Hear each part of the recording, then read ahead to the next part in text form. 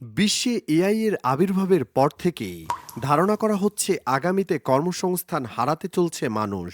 মানুষের সকল কাজই সম্পাদন করে দিবে চ্যাটজিপিটি, জেমিনি এআই। কিন্তু চাইনিজ এআই ডিপসিক বাজারে আসার সাথে সাথেই মানুষ এখন ধারণা করছে চ্যাটজিপিটি, জেমিনি এআই এখন কর্ম হারাতে যাচ্ছে ডিপসিকের কাছে।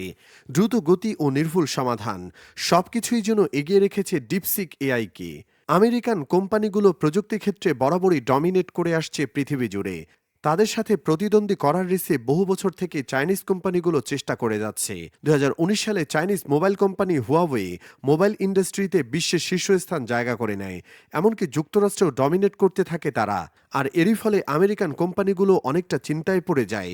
হুয়াওয়ের কাছে মার্কেট হারিয়ে তখন আমেরিকান সরকার হুয়াওয়েকে ব্যান করে দেয়। হুয়াওয়ে ব্যান হলে আমেরিকাতে অ্যাপল আবারও ঘুরে দাঁড়ায়।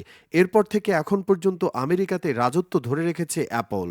শুধু মোবাইল ইন্ডাস্ট্রিতেই না, এআই অর্থাৎ আর্টিফিশিয়াল ইন্টেলিজেন্স জগতেও আমেরিকান কোম্পানিগুলো ডমিনেট করছে, যেমন chat GPT, open AI.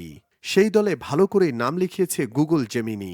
Chinese take কোম্পানিগুলো বরাবরই নতুন কিছু করার চেষ্টা করে থাকে।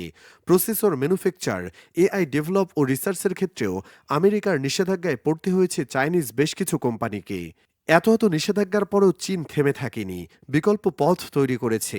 জানুয়ারির 10 তারিখে তারা নিয়ে এসেছে স্টার্টআপ ডিপসিক নামের এক এআই। ইতিমধ্যে বিশ্বে তা আলোচনার কেন্দ্রে। এতদিন পর্যন্ত জেমিনি, চ্যাট জিপিটি ডমিনেট করলেও ডিপসিক বাজারে আসার সাথে সাথেই অনেকটা ব্যাকফুটে তারা।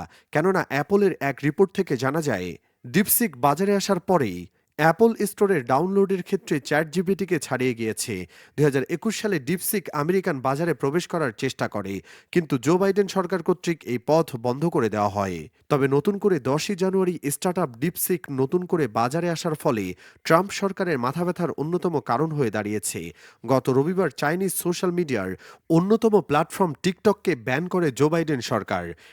ডিপসিক এআই অ্যাসিস্টের বুদ্ধিমত্তা এতটাই প্রখর যে সবকিছু দ্রুত সমাধান, প্রসেসিং সব ক্ষেত্রেই চ্যাট জিপিটি ও গুগলের জেমিনাইকে ছাড়িয়ে গেছে।